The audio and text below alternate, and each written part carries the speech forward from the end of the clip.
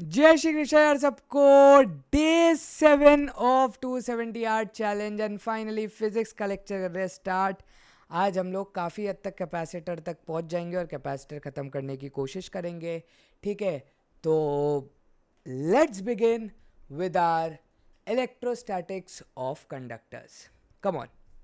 So electrostatics of conductors, तो conductors के बारे में जब हम लोग ने पढ़ा था तो उसका बेसिक मतलब ये था कि वो चार्ज को पास होने देते हैं। अगर वो चार्ज को पास थ्रू होने देते हैं या अपने सरफेस पर पूरा का पूरा डिस्ट्रीब्यूट कर लेते हैं, इसका बेसिक मतलब ये है कि उनके पास फ्री चार्ज कैरियर्स हैं, ऐसे चार्ज पार्टिकल्स जो फ्री टू मूव है अगर इलेक्ट्रिक फील्ड उधर अप्लाई होती है तो। वहीं पर इंसुलेटर्स की बात करते हैं तो वहां पर नहीं है ये सारी चीज़ें। So conductors and insulators were described. Conductors contain mobile charge carriers, जो यहाँ लिखा हुआ भी है। In metallic conductors these charge carriers are electron in a metal. The outer valence electron take part away from their atoms and are free to move, जो हमने बात की। These electrons are free within the metals but not free to leave the metals. तो within the metal वो लोग free हैं, उधर ही उधर घूम सकते हैं लेकिन ऐसे निकल नहीं सकते यहाँ से। The free electrons form a kind of gas. They collide with each other and the ions and move randomly in different directions. In an external electric field, they drift against the direction of the field. The positive ions made up of the nuclei and the bound electrons remain held in their fixed position. In electrolytic conductor, the charge carriers are both positive and negative ions. And उनके case में बहुत सारी चीज़ें हम लोग को देखनी पड़ती है, केमिकल फोर्सेस वगैरह देखनी पड़ती हैं। तो ये सारी चीज़ें इन्होंने कंडक्टर के बारे में दिया हुआ है। और ये जो in an external electric field they drift against the direction of the field, ये हम लोग थर्ड चैप्टर में देखेंगे, जो आप लोग का फर्स्ट टॉपिक होगा, जहाँ पर ड्रिफ्ट वेलोसिटी के बारे में हम लोग पढ़ेंगे। तो ये क्यों होता है खुद सोचो। इलेक्ट्रॉन है यार, अगर आप ये देख रहे हो कि आपकी इलेक्ट्रिक फील्ड है तो इलेक्ट्रिक फील्ड प्लस से माइनस जाएगी। अब इलेक्ट्रॉन इधर है तो इन्होंने बोला ड्रिफ्ट अगेंस्ट। अगेंस्ट क्यों होगा? क्योंकि अगर प्लस से माइनस इलेक्ट्रिक फील्ड इधर जा रही है तो इलेक्ट्रॉन क्योंकि नेगेटिव चार्ज है तो वो तो प्लस की तरफ आने की कोशिश करेगा, तो इसलिए against the direction of electric field आप जाओगे यहाँ पर। और बाकी सब तो ठीक है, यहाँ पर कोई इतना कुछ खास नहीं है। अब बेटा ये जो चीज़ है ना इनसाइड अ कंडक्टर, अगर तुम लोग को याद हो डे 4 या डे 5 पर जब मैंने PYQs दिए थे तो उसमें एक क्वेश्चन था। कैसा क्वेश्चन था कि आपका एक सर्कुलर उन्होंने शायद मेटालिक कंडक्टिंग स्फीयर दिया था और उन्होंने ना बेटा इलेक्ट्रिक फील्ड लाइंस बनाई हुई थी। तो एक क्वेश्चन था कि which of the following is correct, शायद ऐसा। तो अब हम लोग वो चीज़ जब देखेंगे ना तो तुम लोग को कुछ उसके बारे में पता लगने वाला है। वो मैंने बोला था, इसलिए मैंने बोला था कुछ क्वेश्चन तुमसे उस टाइम पर नहीं होंगे, अब वो सारी चीज़ें हो जाएंगे। क्योंकि जब पहले चैप्टर के क्वेश्चंस होते हैं तो जनरली वो पहले और दूसरे हमेशा कंबाइंड होके आते हैं, क्योंकि टॉपिक इलेक्ट्रोस्टैट्स है पूरा का पूरा, तो they both can be combined with each other at any moment of time. तो पढ़ते हैं यार, inside a conductor electrostatic field is zero. अब ये चीज़ कैसे होगी, ये चीज़ को समझना बहुत ज़्यादा ज़रूरी है। Inside a conductor electrostatic field zero. अगर इलेक्ट्रिक फील्ड ही जीरो है तो इलेक्ट्रिक फील्ड लाइंस तो होंगी नहीं उधर। समझ में आ रही बात? अब देखो, कंसिडर अ कंडक्टर न्यूट्रल और चार्ज। कोई भी कंडक्टर ले लो, हमें नहीं फर्क पड़ता। देयर में also be an external electrostatic field, बाहर से एक इलेक्ट्रिक फील्ड अप्लाई कर दो। In the static situation when there is no current inside और on the surface of the conductor, the electric field is zero everywhere inside the conductor. This fact can be taken as a defining property of a conductor. A conductor has free electron. As long as electric field is not zero, the free charge carrier would experience force and drift.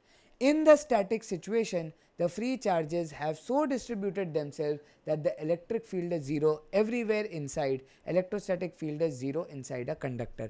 तो यहाँ पर आप ये समझो, जो आप लोग के जितने भी चार्जेस वगैरह हैं, एक अगर आपके पास एक कंडक्टर है, मेटालिक कंडक्टर है, इसका मतलब जो आप लोग जितने आपके पास न्यूक्लियस के अंदर आपके पास अगर प्रोटॉन्स है, आपके इलेक्ट्रॉन है, अब अगर आप ध्यान से देखो वो इलेक्ट्रॉन्स आपके फ्रीली मूव कर सकते हैं। अगर वो लोग फ्रीली मूव कर सकते हैं, इसका मतलब क्या है? अगर कोई चार्ज बहुत आराम से खुद ब खुद मूव कर रहा है तो आपको एक्सटर्नल फोर्स लगाने की ज़रूरत नहीं है। अगर आप लोग को उसमें एक्सटर्नल फोर्स लगाने की ज़रूरत नहीं है तो इसका मतलब जो F इलेक्ट्रिक होता है Q इंटू ई, तो वो तो है ही नहीं। अगर वो ही नहीं है मतलब इलेक्ट्रिक फील्ड की वैल्यू ज़ीरो आ गई, और अगर इलेक्ट्रिक फील्ड की वैल्यू ज़ीरो आ गई तो आपका जो इनसाइड द कंडक्टर आपकी फील्ड क्या हो जाएगी? ज़ीरो हो जाएगी। So electrostatic field is zero inside a conductor. ये चीज़ याद रखनी है। सेकेंड पॉइंट है at the surface of a charge conductor electrostatic field must be normal to the surface at every point. तो ये वैसी जैसे इक्विपोटेंशियल सरफेस वाली केस था वो सेम चीज है, at the surface of a charge conductor electrostatic field must be normal to the surface. क्यों नॉर्मल? वापस इक्विपोटेंशियल सरफेस की डेफिनेशन पर आ जाओ। इक्विपोटेंशियल की सरफेस की डेफिनेशन में हमने क्या पढ़ा था कि वर्क डन जीरो है। मैंने तुम्हें दो केसेस बताया था कि वर्क डन कैसे दो टाइम जीरो हो सकते हैं। एक केस कि आपका F external zero.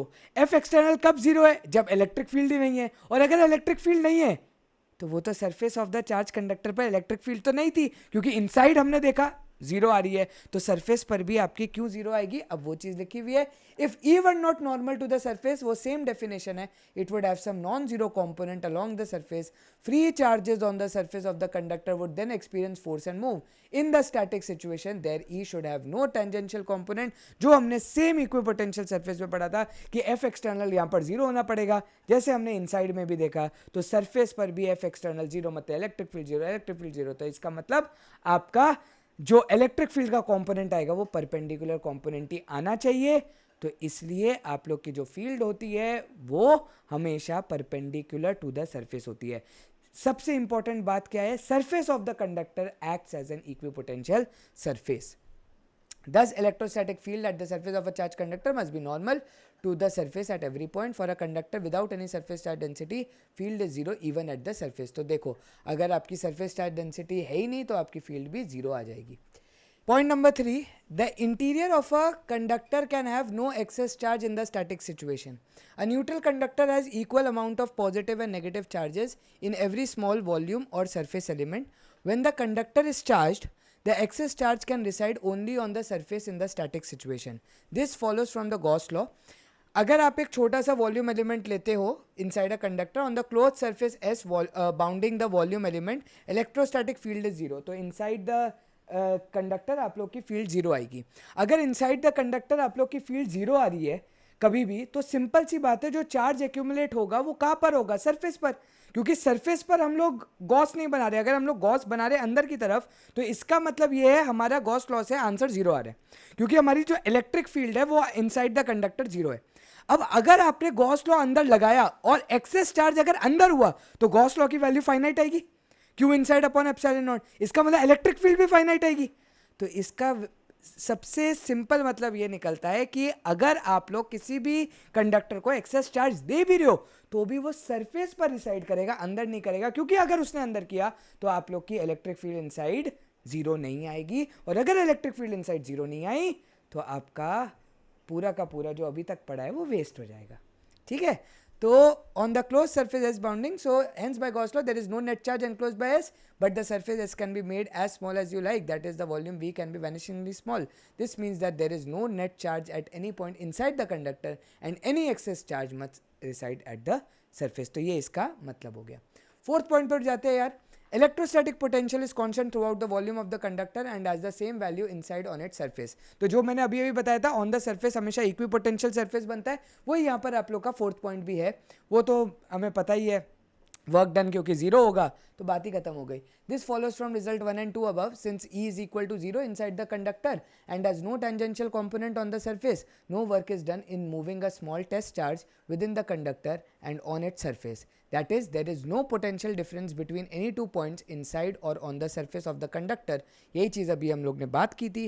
Hence the result, if the conductor is charged, electric field normal to the surface exists. This means potential will be different for the surface and a point just outside the surface. In a system of conductors of arbitrary size, shape and charge configuration, each conductor is characterized by a constant value of potential, but this constant may differ from one conductor to another. But इसमें बस ये चीज़ है, E is equal to 0 inside the conductor and no tangential component on the surface. No work is done in moving a small test charge within the conductor and on the surface. जो पहले भी ऊपर मैंने जब समझाया था वही work done का एग्जांपल दिया था, वही वर्क डन से इन्होंने यहाँ पर ये चीज़ समझाया है।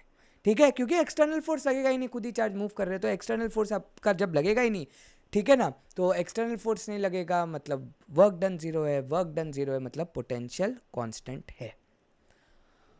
एंड फिफ्थ पॉइंट जो कि बहुत ज़्यादा इंपॉर्टेंट पॉइंट है, ठीक है, so E is equal to sigma by epsilon naught होता है कोई भी electric field at the surface of a charge conductor, ठीक है, where sigma is the surface charge density and N cap is a unit vector normal to the surface. खुद सोचो कैसे आया यार, गॉस लॉ से आया. E dot A is equal to Q inside upon epsilon naught होता है. Q inside अगर आप लोग का सरफेस पर है चार्ज तो क्यू इनसाइड को क्या लिखूंगा, सिग्मा इंटू ए, क्योंकि सिग्मा क्या होता है, क्यू अपॉन ए. तो सिग्मा इंटू ए अगर आप लिखोगे क्यू की जगह sigma A upon epsilon naught is equal to E dot A से कैंसिल हो गया, is equal to sigma by epsilon naught आ गया यूजिंग गॉस लॉ. तो to derive the result choose a pill box as the Gaussian surface about any point P. और हम लोग ने पूरा सीखा है कि गॉसियन सरफेस हम लोग डिफाइन कैसे करना है. एक ऐसा सरफेस लेना है जहाँ पर चार्जेस पूरे के पूरे एनक्लोज्ड हो जाएं. The pill box is partly inside and partly outside the surface of the conductor. It has a small area of cross section delta s and negligible height. Just inside the surface the electrostatic field is 0. Just outside the field is normal to the surface with magnitude E. तो आपकी देखो electric field n cap उन्होंने क्यों mention किया है यहाँ पर, ये n वेक्टर या n कैप यहाँ पर क्यों मेंशन किया है, वो सिर्फ इसलिए क्योंकि आपको नॉर्मल टू द सरफेस बनाना है इलेक्ट्रिक फील्ड को. सो दिस इक्वल्स दिस ये पूरा इन्होंने पूरा दिखाया हुआ है since over the small area. ये चीज़ है the charge enclosed bye Gauss law. ये है जो हमने देखा, सिग्मा ग्रेटर देन 0 है electric field is outward, sigma less than 0 electric field is inward. तो अभी तक जो सारी चीज़ें पढ़ी है वही हैं. अब ये जो पॉइंट है इलेक्ट्रोस्टैटिक शील्डिंग, ये बेटा सबसे इंपॉर्टेंट टॉपिक में से एक है. और ये समझना, आप ये समझो अगर ये टॉपिक समझ में आ गया ना, और जब हम लोग केमिस्ट्री की पीरियोडिक क्लासिफिकेशन करेंगे तो चीज़ें और ज़्यादा आसान हो जाएगी. ठीक है, ये चीज़ बहुत इंपॉर्टेंट है. ठीक है, शील्डिंग का मतलब क्या होता है वो चीज़ आप लोग को यहाँ से समझ में आ जाएगा, शील्डिंग का मतलब. और अगर शील्डिंग का मतलब यहाँ समझ में आ गया तो पीरियोडिक क्लासिफिकेशन में तो आराम से आ जाएगा. Consider a conductor with a cavity with no charge inside the cavity. तो कैविटी के अंदर चार्ज नहीं है. A remarkable result is that the electric field inside the cavity is zero, whatever be the size and shape of the cavity. Gauss law से cavity पर electric field zero हो जाएगी क्योंकि भाई चार्ज ही नहीं अगर कैविटी में, तो Q inside zero, Q inside zero मतलब इलेक्ट्रिक फील्ड जीरो. ठीक है, whatever be the size and shape of the cavity and whatever be the charge on the conductor and the external fields in which it might be placed. We have proved a simple case of this result already. The electric field inside a charged spherical shell is zero. The proof of the result for the shell makes use of the spherical symmetry of the shell, but the vanishing of electric field in the cavity of a conductor is, as mentioned above, a very general result. A related result is that even if the conductor is charged or charges are induced on a neutral conductor by an external field, all charges will reside only on the outer surface of the conductor. Inner surface पर हमें बिल्कुल भी matter नहीं करता कि क्या हो रहा है, क्योंकि यहाँ तो हर चीज़ बेटा जीरो ही रहेगी. ठीक है, तो ये चीज़ आप लोग का हो गया. The proof of the result noted in figure 2.18 ये आपकी है. The electric field inside the cavity of any conductor is zero. All charges reside only on the outer surface of a conductor with cavity. There are no charges placed inside the cavity. बहुत important ये चीज़ है. फिर whatever be the charge and field configuration outside any cavity in a conductor remains shielded from outside electric influence. The field inside the cavity is always zero. तो इसीलिए इसको बोलते हैं बेटा इलेक्ट्रोस्टैटिक शील्डिंग. शील्डिंग का मतलब है भाई, अब तुम खुद सोचो, तुमने अगर आगे शील्ड लगा दी, अब तू पबजी खेल रहा है, तूने शील्ड लगा दी आगे, तो ऑब्वियस सी बात है तेरी बुलेट पीछे नहीं जाएगी, तेरे ऊपर से तुझको नहीं लगेगी. तो सेम चीज हो रही है, अगर मैंने एक कैविटी को शील्ड कर दिया, एक कैविटी को शील्ड कर दिया मतलब मेरा जो कंडक्टर है, कैविटी बीच में और कंडक्टर उसके आजू बाजू है, तो कंडक्टर पर ही सारा चार्ज आ जाएगा, कैविटी के ऊपर कुछ भी नहीं आएगा. तो ये चीज बस आपको ध्यान में रखनी है. ठीक है, बस तो ये चीज होती है. तो the field inside the cavity is zero. This is known as electrostatic shielding. The effect can be made use of in protecting sensitive instruments from outside electrical influence. Gives a summary of the important. तो ध्यान से देखते हैं, ये जो चीज़ है ना अभी तक जो पढ़ा उसकी समरी, और ये समझना सबसे ज़्यादा इंपॉर्टेंट है. ध्यान से देखें, ये कंडक्टर है, ब्लू वाली लाइन आपकी कंडक्टर है. Electric field zero, rho zero. Rho आपका क्या है, volume charge density zero, charge ही नहीं है, खत्म. अगर सिग्मा ग्रेटर देन जीरो है तो इलेक्ट्रिक फील्ड बाहर की तरफ जाएगी and always normal to the surface, always normal to the surface, minus की तरफ अंदर आएगी. चलो 2 पॉइंट क्लियर हो गए. थर्ड जो हमने उसके बाद पॉइंट्स पढ़े थे, V is equal to V naught, मतलब क्या है, कांस्टेंट है इलेक्ट्रिक, कांस्टेंट है आपका पोटेंशियल क्योंकि इक्विपोटेंशियल सरफेस बनेगा. एंड लास्ट में शील्डिंग का कॉन्सेप्ट, कैविटी में इलेक्ट्रिक फील्ड जीरो, तो सरफेस चार्ज डेंसिटी भी आपकी अंदर में जीरो होगी, लेकिन बाहर में आपकी प्लस और माइनस अकॉर्डिंगली रहेगी जब भी चार्ज आएगा।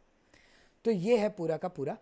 अब ये जो एग्जाम्पल है ना 2.7, ये बहुत ज़्यादा दिए जाते हैं, और मैंने स्पेसिफिकली तुम लोग को इसमें से शायद एक क्वेश्चन पूछा था, yes ordinary rubber is an insulator वाला, but special rubber tyres of aircraft are made slightly conducting, why is this necessary. मैंने इसका आंसर भी दिया था, अगर तुम लोग को याद हो फर्स्ट या सेकंड लेक्चर के अंदर जहाँ पर कंडक्टर्स का क्वेश्चन था। ये इसलिए मैंने बताया था क्योंकि स्पेशल रबर कंडक्टर, जब आप कंडक्टर की बात करते हो इसका मतलब जब वो बहुत तेजी से फ्रिक्शन प्रोड्यूस करेगा, जब आपके व्हील्स बहुत तेजी से चलेंगे, जब वो उड़ता है प्लेन, तो आपने स्पीड का टेक ऑफ देखा है, तो वो जब स्पीड से बहुत तेजी से चल रहे हैं तो उन पर ऑब्वियसली फ्रिक्शन की वजह से चार्जेस प्रोड्यूस होंगे, क्योंकि रबिंग की वजह से चार्ज प्रोड्यूस होगा। और बेटा अगर वो चार्ज प्रोड्यूस होगा तो उसको लीक आउट भी तो करना पड़ेगा ना, तो वो लीक आउट कौन कर सकता है, हमेशा एक मेटल ही कर सकता है। तो सेकंड वाले का आंसर ध्यान से देखो, to enable them to conduct charge produce by friction to the ground. याद है मैंने बताया था, अगर वो जो आपका कोम या फिर आपका स्केल है उसको आपने छुआ, जैसे आपने छुआ सारा का सारा जो चार्ज होता है वो आपके हाथ पे आ जाता है और आपके हाथ से चले जाता है ग्राउंड के अंदर, because conductors will always take the charge from one conductor to another. ये आप लोग का कंडक्शन की प्रॉपर्टी होती है, समझ में आई। वही चीज़ देखो यहाँ पर है, ठीक है। और देखो, a comb run through one's dry hair attract small bits of paper, ये तो हम लोग को पता ही है। This because the comb gets charge by friction, the molecules of the paper gets polarised by the charge comb, ठीक है, resulting in a net force of attraction. If the hair is wet on rainy day, friction between hair and comb आपका कम हो जाता है, the comb does not get charge and will not attract. And the last part, ये तो बहुत ज़्यादा common है। A bird perches on a bare high power line and nothing happens to the bird, a man standing on the ground touches the same line, उसको एकदम से shock लग जाता है। भाई ऐसा क्यों होता है, ये आप लोग का बहुत ही इंपॉर्टेंट क्वेश्चन है, तो ध्यान से अगर आप लोग समझो। अगर आपको शॉक लग रहा है मतलब आपको करंट लग रहा है। करंट कब लगता है, करंट तब लगेगा जब आपका पोटेंशियल डिफरेंस क्रिएट होगा। ये क्वेश्चन हम लोग थर्ड चैप्टर में एक और बार रिपीट करेंगे, क्योंकि जब तुम लोग को करंट का मतलब एक्चुअल में समझ में आ जाएगा तो तुम लोग को ये रीजन भी समझ में आ जाएगा कि चल क्या रहा है। देखो, current passes only when there is a difference in potential, तो उसके बाद तुम लोग को समझ में आ जाएगा। बस यहाँ पर छोटा सा एक मैं पार्ट बताऊंगा, ठीक है। चलो ये एक बार पूरी इनकी कंडक्टिंग इंसुलेटिंग, बर्ड को पूरा खोल के रख दूंगा कि बर्ड में ऐसा क्या है उनके पैरों में कि वो चीज़ पर उनके इक्वी पोटेंशियल सरफेस बन जाते हैं, बट हम लोग इक्वी पोटेंशियल नहीं बन पाते। ये रीज़न अभी तुम लोग को थर्ड चैप्टर में बताऊंगा, ठीक है, जब बर्ड को पूरा खोल के रख देंगे कि उनके पैरों में ऐसा क्या है, ठीक। अब यार जो नेक्स्ट टॉपिक चालू हो रहा है वो है डाई इलेक्ट्रिक एंड पोलराइजेशन, सबसे इंपॉर्टेंट। तो पानी वानी पियो, आते हैं। Dielectrics and polarisation. Dielectrics are non conducting substances, insulator हो गए एक तरीके से। In contrast to conductors, they have no charge carriers, जो हम लोग ने इंसुलेटर में पढ़ा है, या फिर नेग्लिजिबल होंगे। Recall from section 2.9 what happens when a conductor is placed in an external electric field। अभी हमने पढ़ा था एक्सटर्नल इलेक्ट्रिक फील्ड में अगर कंडक्टर को रखोगे तो क्या होगा, ठीक। The free charge carriers move and charge distribution in the conductor adjusts itself in such a way that the electric field due to induced charges opposes the external field within the conductor। तो ये जो line है ना, यही सबसे important line है। यही पूरी लाइन आपको कैपेसिटर में दिमाग लगाने के लिए मजबूर करेगी। वापस पढ़ता हूँ, the free charge carriers move, सारे चार्ज कैरियर आपके मूव करेंगे, जितने भी आपके इलेक्ट्रॉन्स है, ठीक है, सारे चार्ज कैरियर आपके मूव करेंगे। And charge distribution in the conductor adjust itself in such a way that the electric field due to induce charges, मतलब अगर जो चार्ज इंड्यूस होगा इलेक्ट्रिक फील्ड की वजह से, अगर यहाँ से देखो इलेक्ट्रिक फील्ड जा रही है, देखो यहाँ पर ई नॉट है, ये कंडक्टर इन्होंने बनाया हुआ है, ई नॉट यहाँ पर है, ई नॉट यहाँ पर जा रही है, तो इंड्यूस चार्जेस कैसे होगा। अच्छा, इंडक्शन का थोड़ा सा पहले तो प्रिंसिपल समझते हैं। अगर प्लस से माइनस इधर जा रहा है चार्ज, ध्यान से समझना ये चीज़, यही सबसे इंपॉर्टेंट लाइन है यार। अगर मेरे पास यहाँ पर प्लस है और यहाँ पर बेटा माइनस है, तो इलेक्ट्रिक फील्ड अपने आप को क्या करेगा, जितने भी चार्जेस होंगे सारे प्लस वाले इधर शिफ्ट हो जाएंगे और सारे माइनस वाले इधर शिफ्ट हो जाएंगे. क्यों? क्योंकि minus will attract the positive side, plus will attract the negative side, and these are known as induced charges. ठीक है. So in such a way that the electric field due to induced charges opposes the external electric field. तो अब external electric field थी E0, induced electric field क्या हो गई, plus से minus वाली इलेक्ट्रिक फील्ड, क्योंकि इलेक्ट्रिक फील्ड तो हमेशा प्लस से माइनस जाती है, तो इसको बोलते हैं हम इंड्यूस्ड इलेक्ट्रिक फील्ड. इंडक्शन का बेसिक मतलब होता है बिना छुए. सैया ने देखा ऐसे मैं पानी पानी हो गई. ठीक है, तो बिना छुए, समझ रहे हो ना तुम, है ना, बस वैसे ही. तो यहाँ पर बेटा छुआ नहीं यार. ठीक है, मैंने कुछ ज़्यादा ही हार्श और बहुत ही डबल मीनिंग जोक कर दिया इधर. अब ये हंसी कंट्रोल कैसे होगी मुझे भी नहीं समझ में आ रहा, पर ठीक है. यहाँ पर बेसिकली इलेक्ट्रिक फील्ड ने चार्जेस को कोई भी इधर ऑब्वियसली किसी ने पकड़ करके वर्क डन तो किया नहीं है, तो इसलिए इधर हम लोग इंडक्शन की बात करते हैं, एंड ये प्लस से आपका माइनस हो गया. ठीक है, तो इंटरनल इलेक्ट्रिक फील्ड आपकी ई इंटरनल कितनी हो जाएगी, induced. E internal is basically E induced.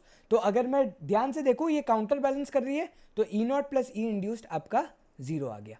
ठीक है, ई नॉट प्लस ई इंड्यूस्ड आपका 0 आ गया.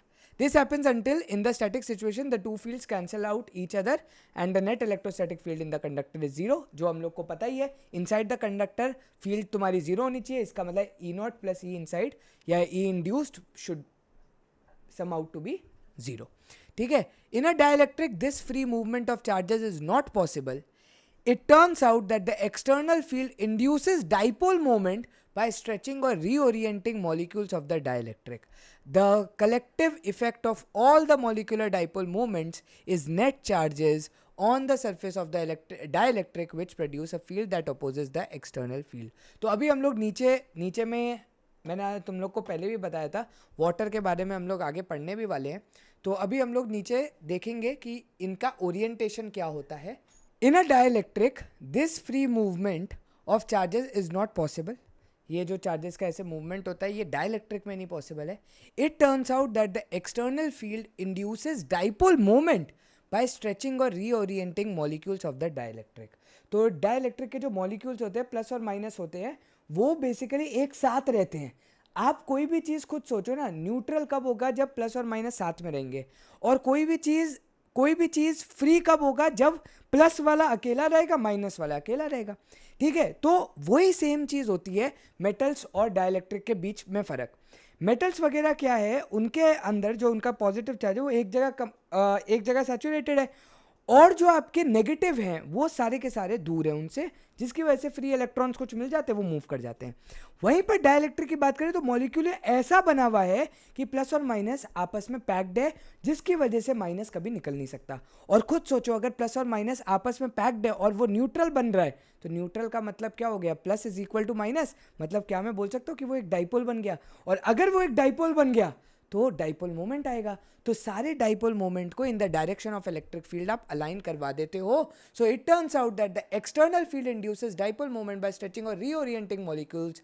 The collective effect of all the molecular dipole moment is net charges on the surface of the dielectric which produce a field that opposes the external field.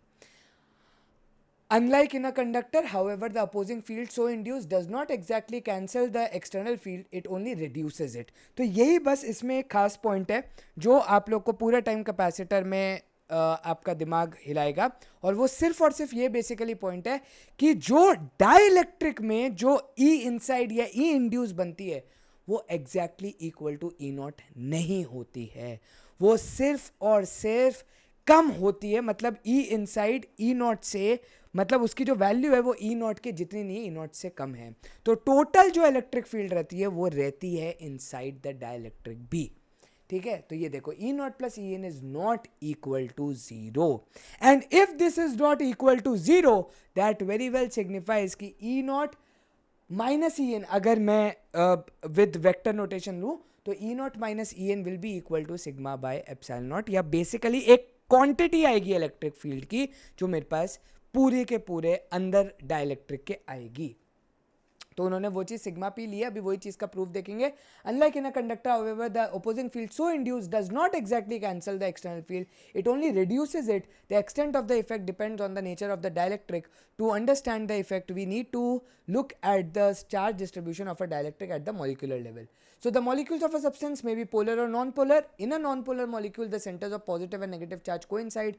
The molecules then has no permanent dipole moment. So examples of non-polar molecule O2, hydrogen, H2, ये सब। तो ये आप लोग ने chemistry में देखा हुआ ऐसे होते हैं। अब इनके जो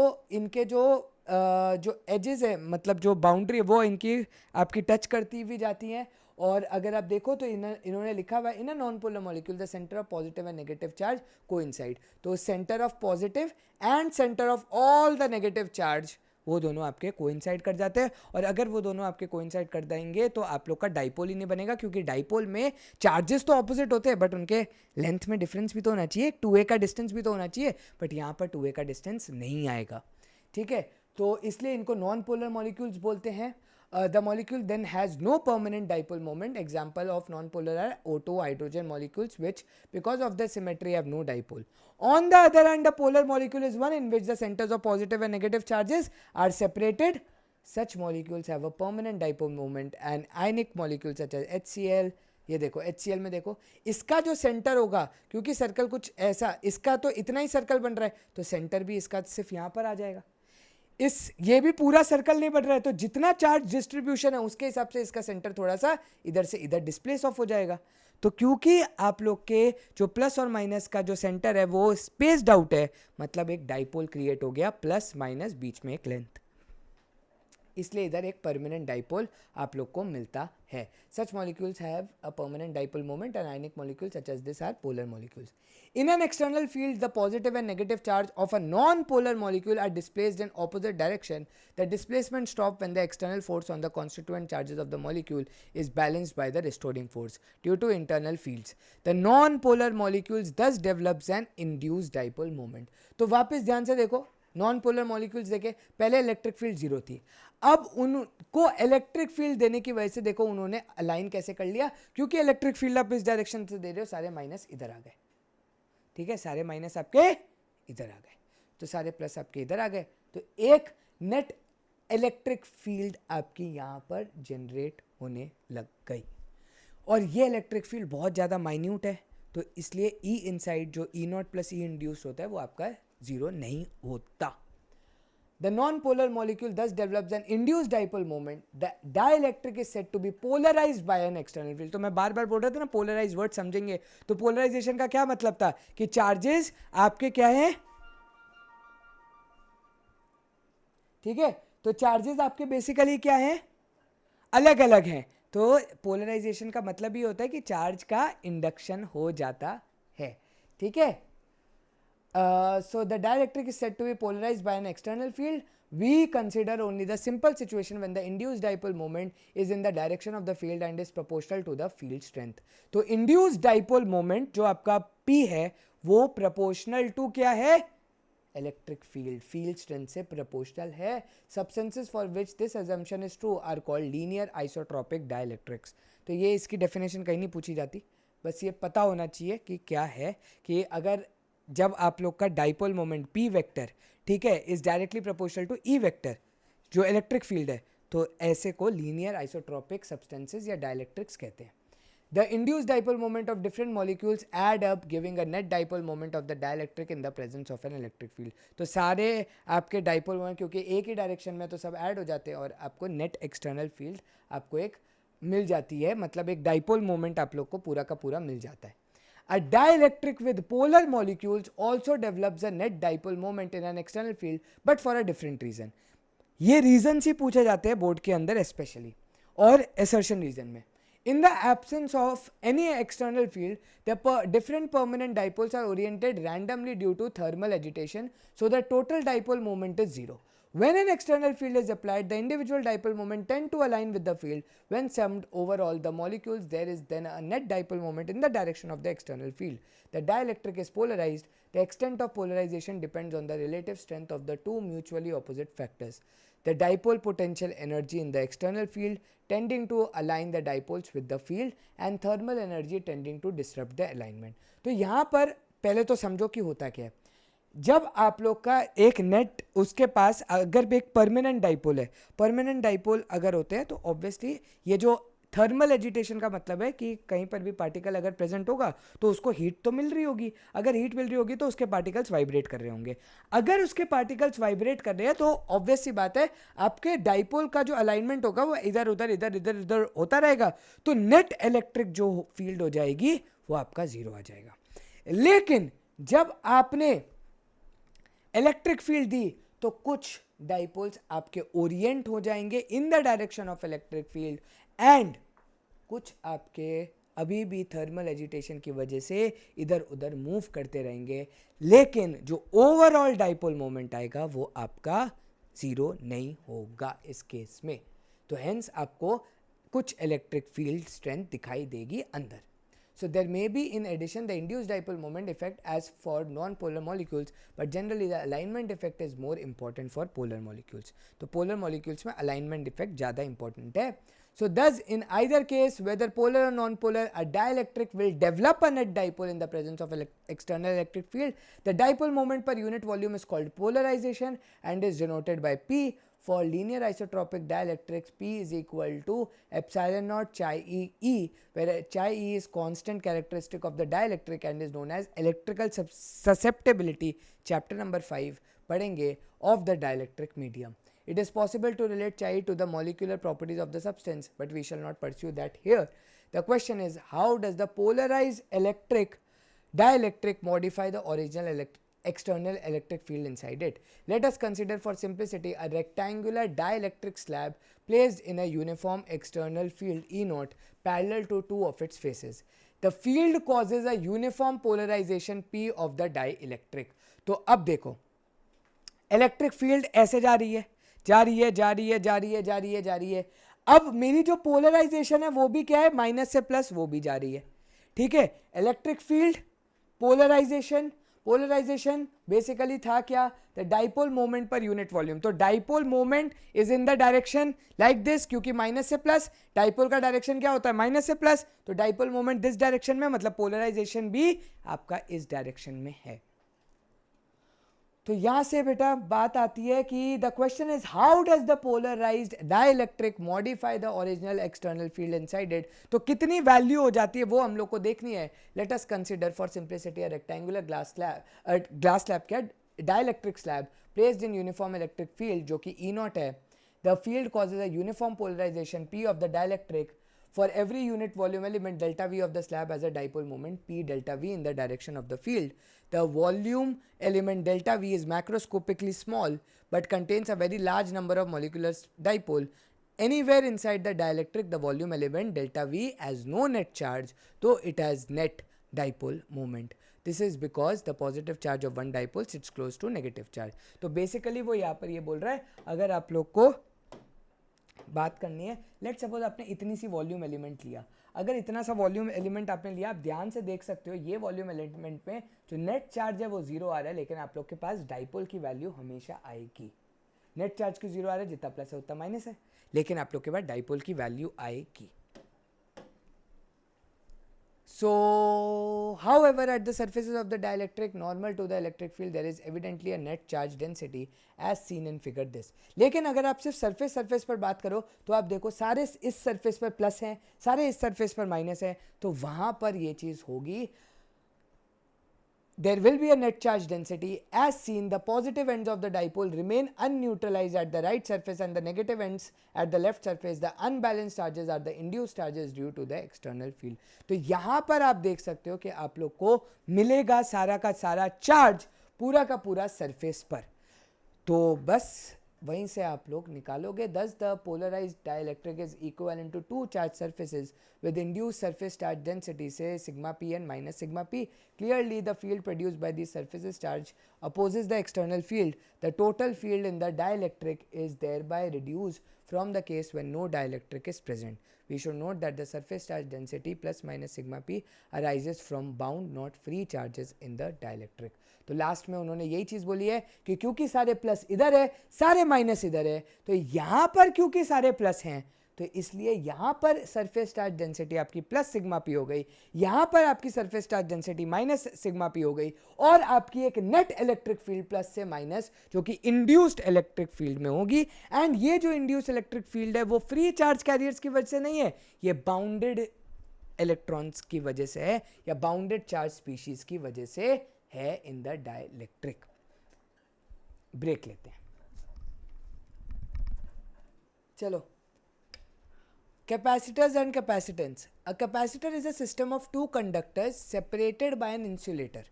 तो दो कंडक्टर मतलब दो प्लेट्स हो सकती है, दो कोई भी सरफेसेस हो सकते हैं मेटल के, और बीच में आपका एक इंसुलेटर होना चाहिए, ऐसा ये बोल रहा है. To the conductors have charges से Q1 and Q2 and potential V1 and V2. Usually in practice the two conductors have charge Q and minus Q with potential difference V is equal to V1 minus V2 between them. We shall consider only this kind of charge configuration of the capacitor. तो हम लोग तो सिर्फ यही पढ़ने वाले हैं जहाँ पर हम लोग ये देखने वाले हैं कि एक के पास चार्ज प्लस क्यू होगा तो दूसरे के पास चार्ज माइनस क्यू होगा, और जो पोटेंशियल डिफरेंस क्रिएट होगा V1 और V2 के बीच, तो V1 minus V2 will always be taken as V. The conductors may be so charged by connecting them to the two terminals of a battery. Q is called the charge of the capacitor, though this in fact is the charge on one of the conductors. The total charge of the capacitor is always zero for what we are studying over here. ठीक है? The electric field in the region between the conductors is proportional to the charge Q. तो electric field between in the region between the conductor is proportional to the charge Q. तो खुद सोचो, इधर Q है, इधर minus Q है, तो plus Q से माइनस Q आपकी इलेक्ट्रिक फील्ड जाएगी, तो ये जो इलेक्ट्रिक फील्ड आएगी वो proportional to charge Q है.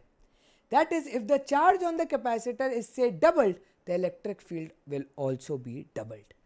So this follows from the direct proportionality between field and charge implied by Coulomb's law and the superposition principle. Now potential difference V is the work done per unit positive charge in taking a small test charge from the conductor 2 to conductor 1. तो क्यों हम लोग यार बात करें वापस, अगर तुमसे मैं पूछूं क्यों हम लोग 2 to 1 लेकर के जा रहे हैं चार्ज को, रीज़न सोचो, क्यों हम लोग 2 to 1 लेकर के जा रहे हैं, 1 से 2 भी तो लेके जा सकते थे, लेकिन आप 2 to 1 इसलिए लेके जा रहे हो क्योंकि हमें वर्क डन अगेंस्ट करना है.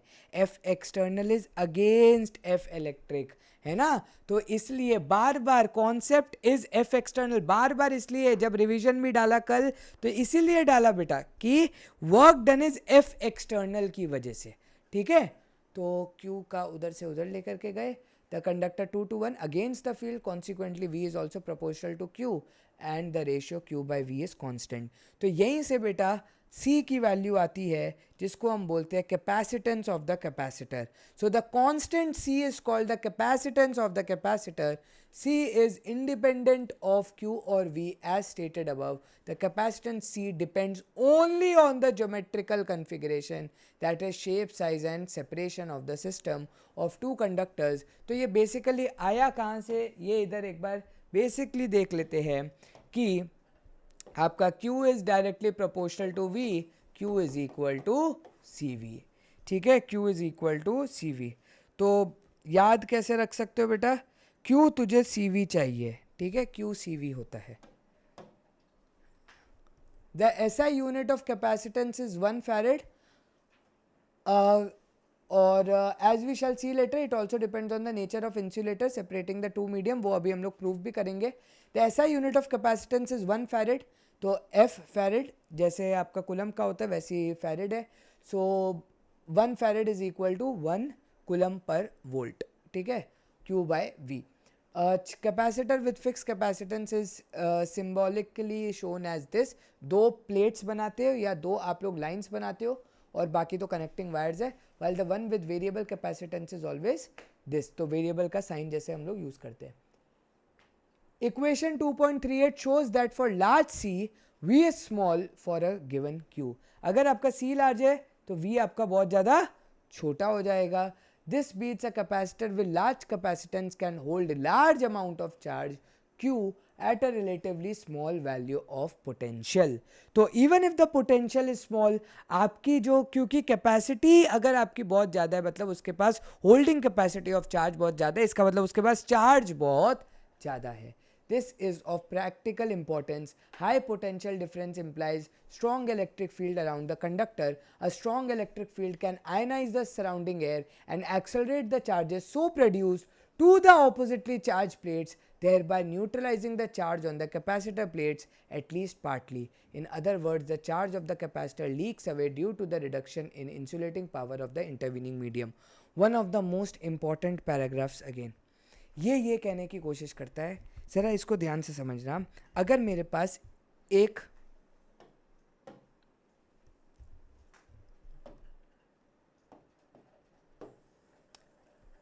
कंडक्टर है ऐसा, ठीक है, मेरे पास एक कंडक्टर है.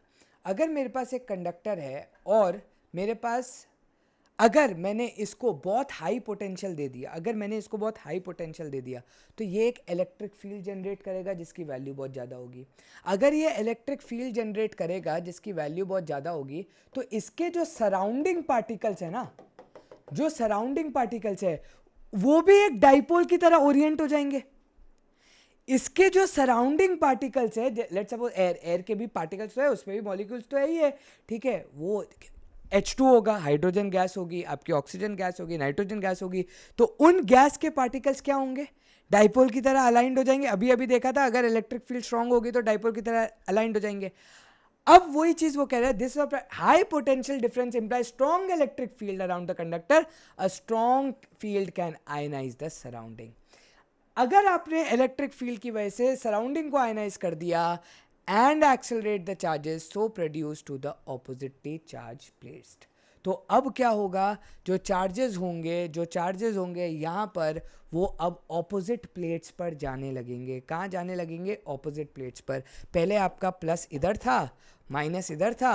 अब क्योंकि ये डाइपोल की तरह अरेंज हो गए, तो आपके स्मॉल प्लस चार्ज इधर जाएंगे, स्मॉल माइनस चार्ज इधर जाएंगे, जिसकी वजह से आपका neutralising the charge on the capacitor plates हो जाएगा. या फिर आप ये बोल सकते हो कि थोड़े थोड़े आपके कम हो जाएगी चार्ज की वैल्यू, क्योंकि आपका न्यूट्रलाइजेशन यहाँ पर देखो हो रहा है.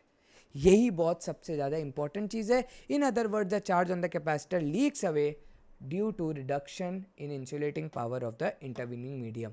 तो यही चीज़ आप लोग को हमेशा याद रखनी है. अगर आपका मीडियम इंटरवीनिंग है, मतलब कुछ बीच में कंडक्टर की तरह बिहेव करवा रहा है, तो उसकी वजह से चार्ज का लीकेज चालू हो जाता है. जो हमने देखा है, कंडक्टर अगर दूसरे कंडक्टर को टच करेगा तो चार्ज का लीक होना चालू होगा. द मैक्सिमम इलेक्ट्रिक फील्ड, ये हो गई बेटा डेफिनेशन. अब आएगी definition. The maximum electric field that a dielectric medium can withstand without break down is called its dielectric strength. तो यहां पर बेटा बात यह है कि अगर मैं एक इलेक्ट्रिक फील्ड देता जाऊं और इतनी ज्यादा इलेक्ट्रिक फील्ड दे दूं कि जो मेरे चार्ज पार्टिकल है वो बेचारे पहले ऐसे थे, इलेक्ट्रिक फील्ड देने के बाद और सेपरेट होने लगे और टूट गए. तो इतनी इलेक्ट्रिक फील्ड, एक ऐसा अमाउंट जहां पर ये लोग विथस्टैंड कर सके अपने ब्रेकडाउन को, या फिर एक ऐसी पॉइंट कि इस इलेक्ट्रिक फील्ड के बाद इन लोग का ब्रेकडाउन हो ही जाए, वही आप लोग का डाइलेक्ट्रिक स्ट्रेंथ होता है बेटा. The maximum electric field that a dielectric medium can withstand without breakdown. क्योंकि इसके बाद अगर थोड़ी सी भी आपने वैल्यू दे दी तो आपके जो डाइपोल के पार्टिकल्स होंगे वो क्या हो जाएंगे, पूरे के पूरे क्रैश आउट हो जाएंगे, और आपका प्लस चार्ज इधर माइनस चार्ज इधर पूरा का पूरा भाग जाएगा. So this property is called its dielectric strength. For air it is about 3 into 10 की power 6 volt per meter. For a separation between conductors of the order 1 centimeter or so, this field corresponds to the difference of 3 into 10 की power 4 volts between the conductor. Thus for a capacitor to store a large amount of charge without leaking, its capacitance should be very high enough so that the potential difference and hence the electric field do not exceed the breakdown limits. Put differently, there is a limit to the amount of charge that can be stored. तो यहाँ से आप लोग को एक चीज़ पता लग रही है कि ऑब्वियसली हर कैपेसिटर के पास एक लिमिट ही होगा चार्ज स्टोर करने का, क्योंकि जैसे ही इलेक्ट्रिक फील्ड आपकी बढ़ जाएगी तो आपका बल्कि चार्ज स्टोरेज बढ़ेगा नहीं, आपका चार्ज स्टोरेज धीरे धीरे धीरे धीरे कम होने लगेगा, क्योंकि सराउंडिंग वाले पार्टिकल्स या डाइलेक्ट्रिक मीडियम के पार्टिकल्स आपके चार्जेस को न्यूट्रलाइज कर देंगे. तो there will be always a maximum limit to the storage of charge. उस चार्ज के स्टोरेज से ज़्यादा तुम लोग कभी भी चार्ज को स्टोर नहीं कर सकते एक कैपेसिटर के अंदर. ठीक है. So in practice a farad is a very big unit, क्योंकि अब जब हम लोग डीसी पढ़ेंगे तो बहुत ही सिंपल सी बात है. एक फॉर्मूला होता है बेटा for a spherical conducting sphere. ठीक है. अगर उसकी कैपेसिटी निकालनी है तो उसका फॉर्मूला शायद आर बाय के आता है.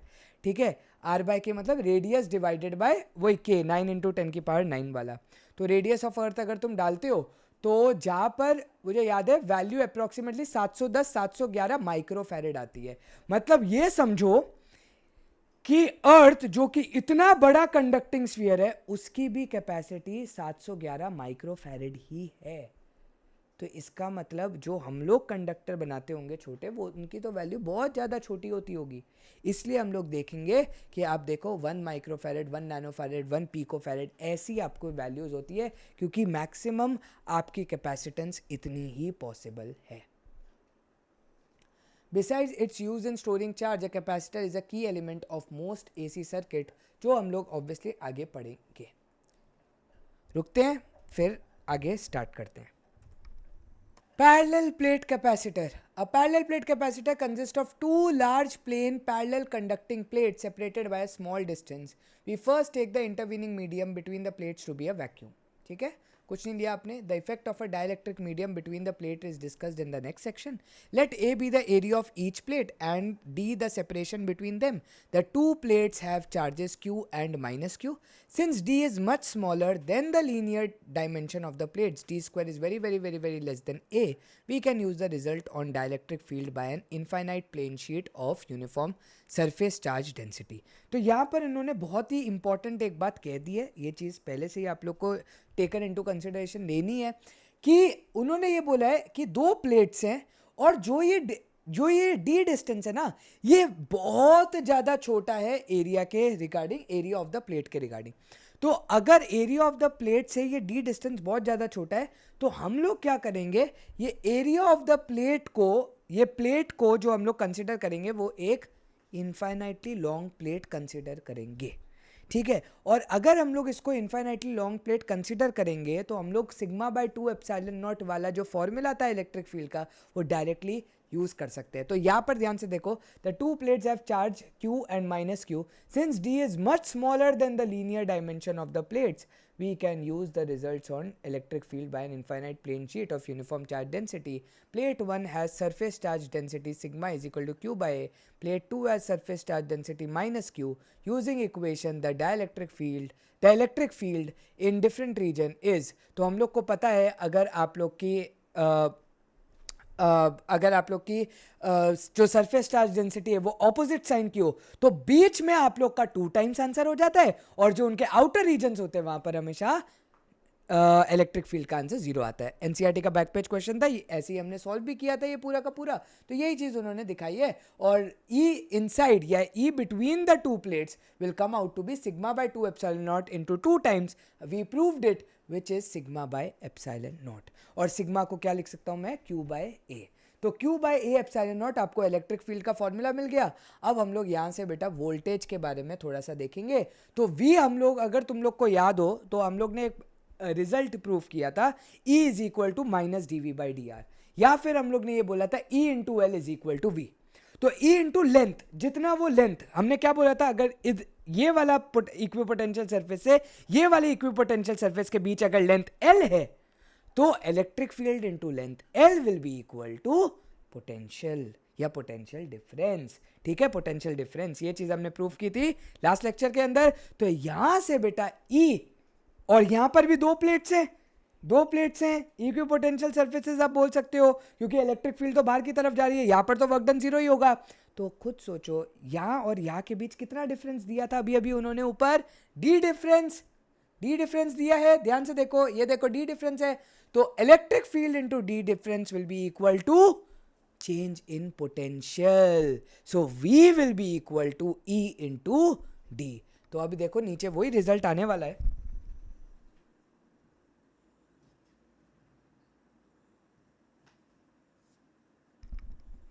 The direction of electric field is from positive to negative plate. Thus, the electric field is localized between the two plates and it is uniform for plates with finite area. This will not be true near the outer boundaries of the plate. The field lines bend outwards at the edges, an effect called fringing of the field. By the same token, sigma will not be strictly uniform on the entire plate. ये सारी चीज़ें देखो, ये बहुत advance level है और बहुत अलग है. ये हम लोग को अभी करने की कोई ज़रूरत नहीं है. मैंने बताया भी था उस टाइम पर भी कि अगर होगा तो उधर भी एक चार्ज प्रेजेंट होगा इन प्लेन शीट पर, और उसकी वजह से भी आप लोग की इलेक्ट्रिक फील्ड प्रोड्यूस होगी. तो यहाँ पर छोड़ दो. These effects can be ignored in the region sufficiently far from the edges and the field that is given by this. Now for uniform electric field, potential difference is simply the electric field times the distance between the plates, जो अभी मैंने पूरा define किया है. The capacitance C of the parallel plate capacitor, हम लोग को पता है Q is equal to CV होता है, मतलब Q by V is equal to C होता है. तो अगर कोई यहाँ से Q बाय V की वैल्यू ढूंढे, V is equal to ED था, E की वैल्यू इन्होंने डाल दी है बेटा Q by A epsilon naught, Q by epsilon naught डाली. अगर मैं V को नीचे लेके चले जाऊं और A epsilon naught by D इधर आ जाए, तो C की वैल्यू आ जाएगी A epsilon naught by D, which as expected depends only on the geometry of the system. For typical values like A की वैल्यू अगर आप डालोगे तो C की वैल्यू आपको इतनी मिल जाएगी. So now you can say कि देखो नैनो फैरेड वैल्यू आ रही है.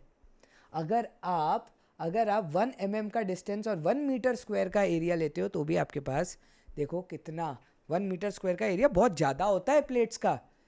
1 मीटर बाय 1 मीटर का प्लेट, तुम्हें पता है ना, अगर तुम्हारे 3 पैर अगर तुम साथ में ऐसे रखोगे एक के बाद एक तो वो 1 मीटर है. साइड में उतना 1 मीटर, तो एक सोचो ऑलमोस्ट एक टाइल जितना, एक टाइल और एक और टाइल, ऐसे 2 टाइल अगर तुम हवा में ऐसे पकड़ के रखो और उनके बीच से 1 mm का डिस्टेंस हो, तो उनका कैपेसिटेंस की वैल्यू इतनी आएगी 8.85 नैनोफैरेड.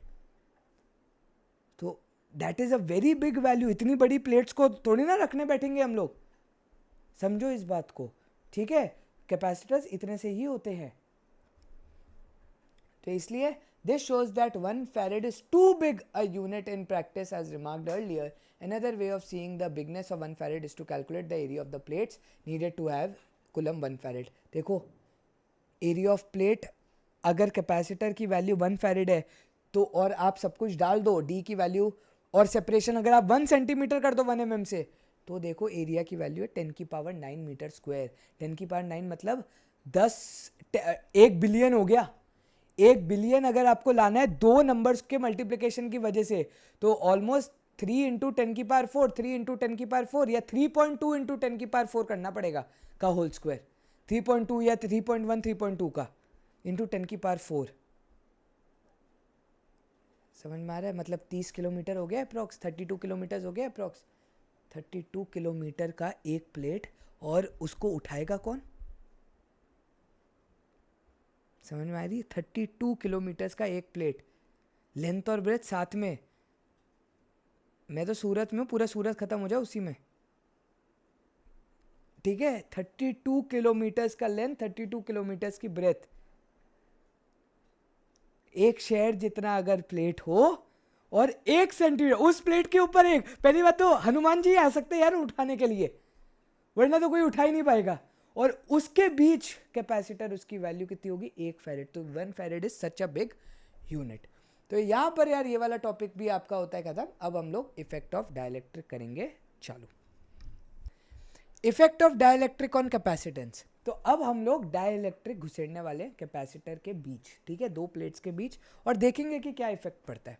हम लोग को इतना तो पता है कि यार डाइलेक्ट्रिक अगर बीच में आ जाएगा तो इलेक्ट्रिक फील्ड मेरी कुछ हद तक रिड्यूस हो जाएगी. तो वो कुछ हद तक कितनी रिड्यूस होगी वो वैल्यू आज हम लोग देखने वाले हैं, और फिर वहाँ से हम लोग पूरा का पूरा कैलकुलेट करेंगे चीज़ों को, ठीक है। इसके बाद में एक एक्सटर्नल प्रूफ करवाऊंगा जो बुक में नहीं दिया हुआ है, वो प्रूफ करवाऊंगा और उसके बेसिस पर हम लोग एक एग्जाम्पल देखेंगे जो बहुत ही मज़े से अपना हो जाएगा। So, with the understanding of the behavior of dielectrics in an external field developed in section 2.10, let us see how the capacitance of a parallel plate capacitor is modified when a dielectric is present. As before, we have two large plates, each of area A, separated by the distance d. The charge on the plate is plus q, minus q, corresponding to the charge density, plus minus sigma. When there is a vacuum between the plates, हमारी electric field sigma by epsilon naught I थी, ये हम लोग ने देख लिया। And the potential difference जब vacuum था तो V naught is equal E naught D, ये देखा, सी नॉट आ गया, ये सब कुछ हम देख चुके हैं। Consider next a dielectric inserted between the plates fully occupying the intervening region. The dielectric is polarised by the field, ये हम लोग पढ़ चुके हैं पूरा का पूरा। And as explained the effect is equivalent to two charge sheets with surface charge density sigma P and minus sigma P. तो ऑब्वियसली वो डाइलेक्ट्रिक पर आप लोग को प्लस सिग्मा पी और माइनस सिग्मा पी मिल जाएगा। The electric field in the dielectric then corresponds to the case when the net surface charge density on the plate is plus minus sigma minus sigma p। तो net electric field क्या हो जाएगी, जो आपका surface charge density अभी बचेगा वो अब आपका कितना बचेगा, सिग्मा माइनस सिग्मा पी बचेगा। कैसे बचेगा अभी पूरा दिखा देता हूँ। बाय एप्सिलॉन नॉट तो ठीक है, so that the potential difference across the plate is this for linear dielectric। बस तुम्हें सिर्फ ये लाइन याद रखनी है बेटा, ये सबसे इंपॉर्टेंट लाइन है, फॉर लीनियर डाइलेक्ट्रिक, ठीक है। जो आइसोट्रोपिक वाला लीनियर डाइलेक्ट्रिक वाली हमने डेफिनेशन पढ़ी थी, we expect sigma P to be proportional to E naught itself. We expect sigma P to be proportional to E naught itself. बस यही चीज ध्यान में रखनी है आपको, that is to sigma, thus sigma minus sigma p is proportional to sigma, and we can write sigma minus sigma p is equal to sigma by k, where k is a constant characteristic of the dielectric। Clearly k is greater than 1, we then have this as the value। तो ये चीज़ आप लोग को यार यहाँ पर याद रखनी है। और मैंने आप लोग को बताया था ना, एक चीज़ बच जाती है जो मैंने आपको बताया था, force of air upon force of क्या बोलते हैं मीडियम वाली चीज़ मैंने बताया था, एक चीज़ बच गई थी। तो वो चीज़ से ही मैं पूरा इसको एक बार तुम लोग को बता देता हूँ कि डाइलेक्ट्रिक की वैल्यू एक्चुअली में कहाँ से आती है, ठीक है। तो अगर तुम force in air between two charges निकाल रहे हो तो तुम्हारा होता है बेटा K Q square by R square, ठीक है। फोर्स इन मीडियम जब तुम निकालते हो तब मैंने तुम लोग को बताया था कि फोर्स इन मीडियम आपका कुछ हद तक कम हो जाता है, और वो कितने हद तक कम होता है, वो बेसिकली बेटा 1/k टाइम से कम हो जाता है। बस तुम्हें ये चीज़ ही याद रखनी है, ठीक है। तो यहाँ से आप लोग की k की वैल्यू आ जाती है बेटा F air divided by F medium. और अगर मैं एफ एयर की वैल्यू एप्सिलॉन नॉट के टर्म्स में लिखूँ और एफ मीडियम की वैल्यू, ऑब्वियसली एफ मीडियम में आपकी परमिटिविटी और फ्री स्पेस ही लगेगी, आपकी परमिटिविटी की कुछ और वैल्यू होगी। तो यहाँ से आप देखोगे कि Q square by R square तो आपका कांस्टेंट ही रहने वाले, वो कैंसिल आउट हो जाएगा। आपका ऊपर में बनेगा 1/4 पाई एप्सिलॉन नॉट और नीचे में बनेगा 1/4 पाई एप्सिलॉन मीडियम। तो यहाँ से आपके पास epsilon medium upon epsilon naught की वैल्यू के आ गई, मतलब एप्सिलॉन मीडियम की वैल्यू के एप्सिलॉन नॉट आ गई। तो वही चीज़ इन्होंने यहाँ पर भी बताई है, the product of epsilon naught K is called the permittivity of the medium, ठीक है। तो ये चीज़ मैंने यहाँ पर आप लोग के लिए प्रूफ कर दी है। और अब जो हमारे लिए प्रूफ इंपॉर्टेंट है वो ये है कि इन्होंने क्या क्या बोला है यहाँ पर। तो इन्होंने ये बोला है कि मेरे पास प्लेट्स थी और बीच में मैंने डाइलेक्ट्रिक घुसेड़ दिया। जैसे ही मैंने डाइलेक्ट्रिक घुसेड़ा बेटा, यहाँ पर मेरे पास प्लस क्यू चार्ज था, यहाँ पर मेरे पास बेटा माइनस क्यू चार्ज था, ठीक है। तो पहली इलेक्ट्रिक फील्ड जो ई नॉट थी वो इधर जा रही थी। हुआ क्या, इनके पास था सिग्मा, इसके पास था प्लस सिग्मा, इसके पास था माइनस सिग्मा। अब प्रॉब्लम क्या हुई, प्रॉब्लम ये हुई कि अब क्योंकि ये एक डाइलेक्ट्रिक है, तो डाइलेक्ट्रिक के पास आपके पास मॉलिक्यूल्स होंगे, फिर वो पोलराइज हो जाएंगे। पोलराइज होने के पास यहाँ पर सारे प्लस इकट्ठे हो जाएंगे, यहाँ पर माइनस इकट्ठे हो जाएंगे। इस प्लेट पर प्लस सिग्मा पी चार्ज हो जाएगा और इस पर माइनस सिग्मा पी हो जाएगा आपकी सरफेस चार्ज डेंसिटी। तो टोटल सरफेस चार्ज डेंसिटी अगर मैं यहाँ पर बोलूँ तो minus sigma plus sigma P होगा, या फिर यहाँ पर बोलूँ तो यहाँ पर सिग्मा माइनस सिग्मा पी होगा।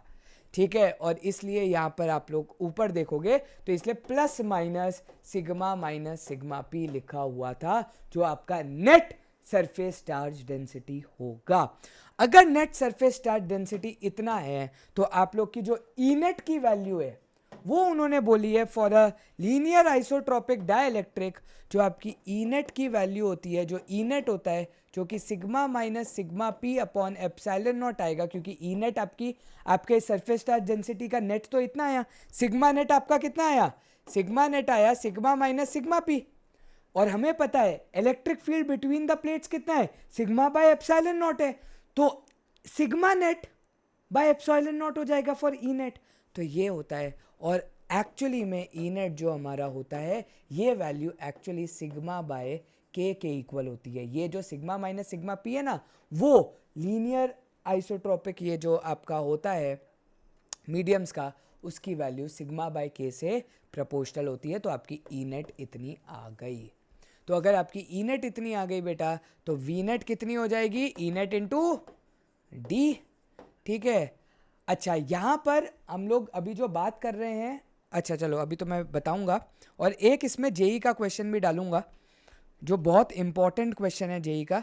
सिग्मा डी अपॉन के एप्सिलॉन नॉट, ये मेरी वैल्यू हो जाएगी वी नेट की। फिर मैं क्या करूँगा, यहाँ से सिग्मा की वैल्यू क्यू बाय ए डालूंगा, फिर Q by V is equal to आप लोग का आ जाएगा A epsilon naught K by D. So this is your value of capacitor when a dielectric medium is घुसेड़ done in the capacitor। ठीक है, तो याद रखो, इसलिए whenever a dielectric medium is डाल दिया गया है, ठीक है, घुसेड़ा गया है यहाँ पर अंदर अगर आपके उसके अंदर, तो always remember K is greater than 1, क्योंकि आपका epsilon upon epsilon naught is equal to K आता है, सी बाय सी नॉट आपका वो आ गया, वेर सी नॉट इज पहले आपका जो डाइलेक्ट्रिक पहले आपका जो कैपेसिटेंस था, तो आपका हमेशा जो नया कैपेसिटर होता है वो घुसेड़ने पर बढ़ता है। बस ये चीज़ याद रखना। मैं इस पर एक बहुत ही फनी रील बनाने वाला हूँ, मैंने एक बहुत ही अच्छा कंटेंट पहले भी लिखा था। ठीक है, तो ये चीज़ आप देखना, बस आपको इतना याद रखना है, डाइलेक्ट्रिक डालने पर देखो, तुमने डाला अपने अंदर पेट में खाना डाला, तुम्हारा पेट मोटा हो गया बेटा, बस वैसे ही है कैपेसिटर के साथ।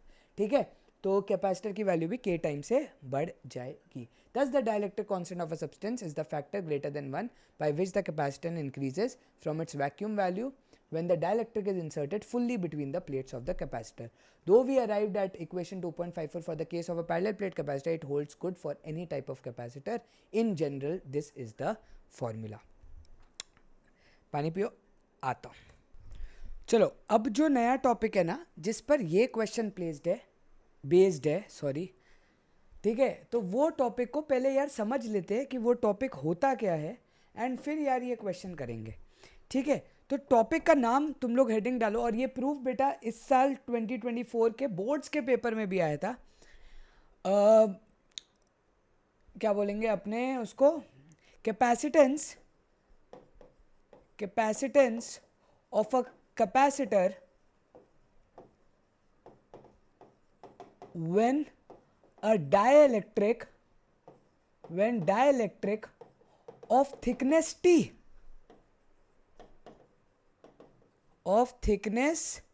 T is inserted between it। ठीक है, ये बहुत ही इंपॉर्टेंट बेटा प्रूफ है, बहुत ही इंपॉर्टेंट प्रूफ है, and you won't believe it. मैं तुम लोग को एक चीज दिखाता हूं, एक चीज रुको देखो,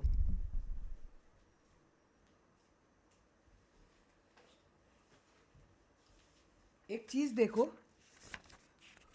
you guys will be shock to know this, कि जो एनसीईआरटी का अभी जो हम लोग एग्जाम्पल देख रहे हैं ना, जो तुम लोग ने अभी अभी देखा, जो एग्जाम्पल लिखा हुआ है, कहाँ गया वो, ये देखो, जुलाई 2022,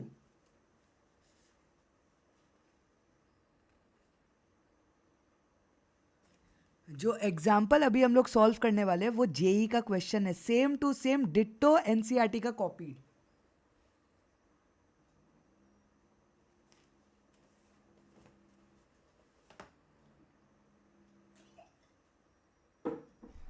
समझ आ रही है बात? इसका मतलब तुम समझ पा रहे हो कि हमें एक एक क्वेश्चन पता होना चाहिए कि कहाँ से क्या आ रहा है।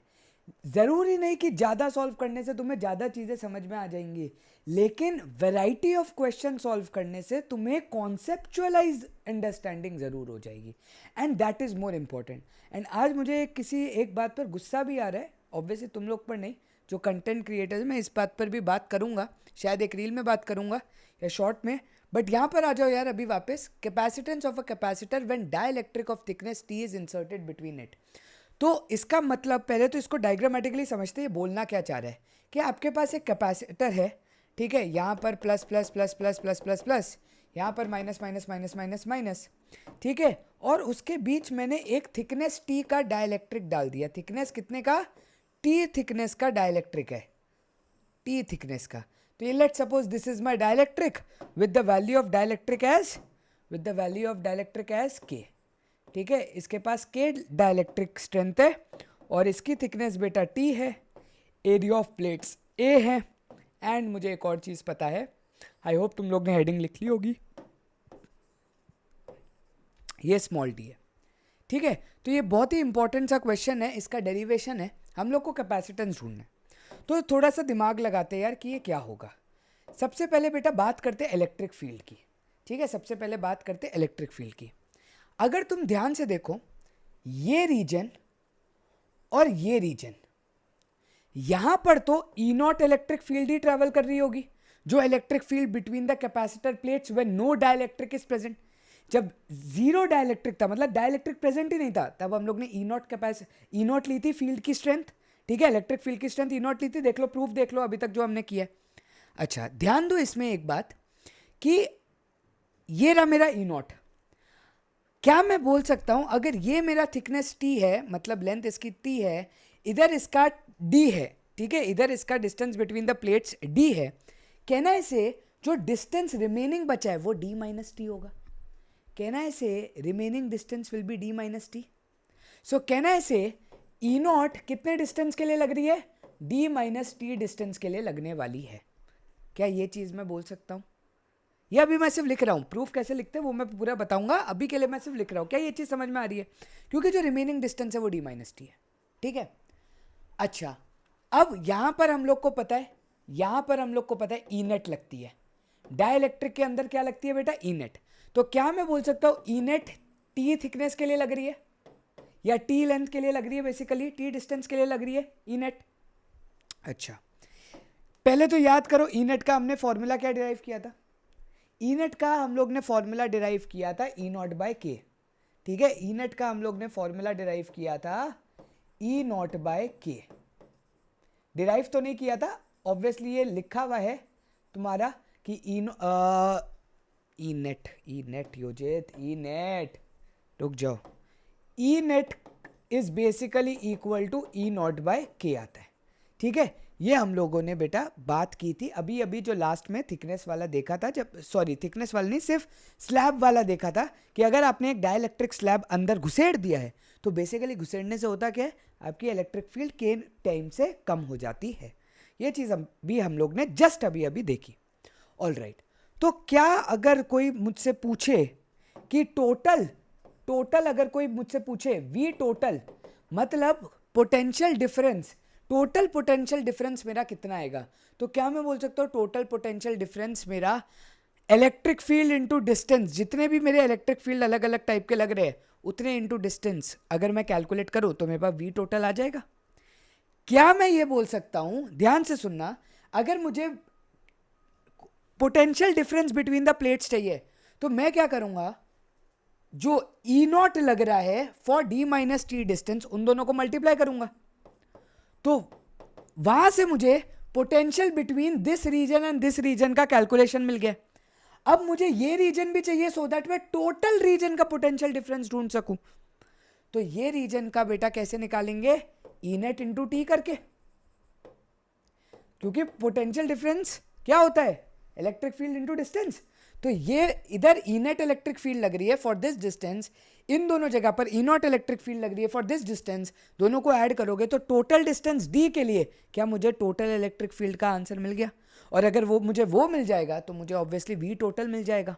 ठीक है, तो क्या मैं यहाँ से इसको सब्सटीट्यूट करके ऐसे लिख सकता हूँ बेटा, ई नेट को मैं क्या लिख सकता हूँ, ई नॉट बाय के। तो अगर मैंने ई नॉट कॉमन ले लिया तो ये टी बाय के बचेगा। थोड़ा सा लॉजिक लगाओ, ये बेसिकली ई नॉट बाय के है, ठीक है। तो ई नॉट मैंने कॉमन ले लिया तो टी बाय के बचेगा ना। तो अब सोचो बेटा, ये आपकी कॉमन सॉरी ये आपकी पोटेंशियल है, वो आपका ई नॉट है। ई नॉट की वैल्यू क्या होती है, सिग्मा बाय एप्सिलॉन नॉट, ठीक है, D minus T plus T by K. ठीक है, इसकी जगह हम क्या लिखेंगे, Q by A epsilon naught V D minus T plus T by K. अब खुद सोचो, मुझे तो बेटा कैपेसिटर की वैल्यू चाहिए, एंड हेंस जो मेरी कैपेसिटर की वैल्यू आएगी, कैपेसिटर क्या होता है बेटा, क्यू बाय वी होता है, क्यू बाय वी। ठीक है, तो क्यू अपॉन वी करूँगा तो ए एप्सिलॉन नॉट ऊपर जाएगा और ये जो पूरा का पूरा ब्रैकेट है वो नीचे आ जाएगा। ये बेटा आप लोग का बहुत ही इंपॉर्टेंट एक रिजल्ट है। जब आपका टी थिकनेस का ग्लास स्लैब क्या मैं बोल देता हूँ, डाइलेक्ट्रिक स्लैब, वो रे ऑप्टिक्स की बहुत ज़्यादा आदत है, ठीक है। अगर आप लोग का टी थिकनेस का डाइलेक्ट्रिक स्लैब इंसर्ट होता है तो कैपेसिटर की वैल्यू या कैपेसिटर के कैपेसिटेंस की वैल्यू आपकी हो जाती है A epsilon naught upon D minus T plus T by K. तो ये चीज़ बेटा बहुत ही इंपॉर्टेंट एक रिजल्ट है, इसलिए मैंने ये चीज़ लिखवाया। और ये चीज़ लिखवाने के बाद अगर तुमने ये चीज़ लिख ली है साइड बाय साइड, तो तुम लोग एक चीज़ देख सकते हो कि आप लोग का जो नेक्स्ट क्वेश्चन है वो कितना बच्चों जैसा है। ध्यान देना, वन स्टेप क्वेश्चन है, वन स्टेप क्वेश्चन बेटा, वन स्टेप, ठीक है। बाकी इन्होंने भी वही सेम प्रोसेस ही किया है, ठीक है। और हम लोग भी वन स्टेप ही करेंगे। A glass slab of material of dielectric constant K has the same area as the plates of a parallel plate. तो एरिया सेम है, ठीक है, but as a thickness of 3/4 D, मतलब टी की value क्या मैं बोल सकता हूँ, 3/4 डी दी हुई है, ठीक है। Where D is the separation, how is the capacitance change when the slab is inserted. तो अभी अभी हमने देखा C will be equal to A epsilon naught upon A epsilon naught upon D minus T plus T by K, ठीक है। तो यहां से d माइनस 3/4 डी कितना हो जाएगा, 1/4 डी हो जाएगा। तो ए एप्सिलॉन नॉट अपॉन 1/4, ये मेरा सी डैश है, न्यू सी है ना, ये मेरा न्यू सी है। सी डैश लिखो या सी न्यू लिखो, क्योंकि सी तो क्या था, जब डाइलेक्ट्रिक नहीं था तो आंसर था A epsilon naught by D, है ना। लेकिन जब सी न्यू हुआ तो C new is equal to C dash which will be equal to, जब आपने थिकनेस टी वाला डाल दिया, तो 1/4 D plus 3/4 D bye K. तो यहाँ से बेटा अगर तुम ध्यान से देखो 4 ऊपर चले जाएगा, 4 A epsilon naught D common आ जाएगा, इनटू अगर आप देखोगे तो 1 प्लस 3 बाय के बन रहा है, ठीक है। अब खुद देखो, इधर मैं दो सब्स्टिट्यूशन एक ही प्रोसेस पे लगाऊंगा, A epsilon naught by D की वैल्यू सी लिखूंगा, तो 4c के ऊपर चला जाएगा बेटा, 4c के अपॉन के प्लस 3 आपका बन जाएगा, ठीक है। 4c के अपॉन के प्लस 3, इन्होंने सी नॉट लिया है तो हम लोग भी इधर सी नॉट लिख देते हैं। तो 4c नॉट के अपॉन के प्लस 3, देखो आंसर है, वन स्टेप आप लोग का आ गया, समझ में आया। और ये जेई का क्वेश्चन है, सोच लो, ठीक, समझ में आई ये बात। आगे बढ़े, चलो यार।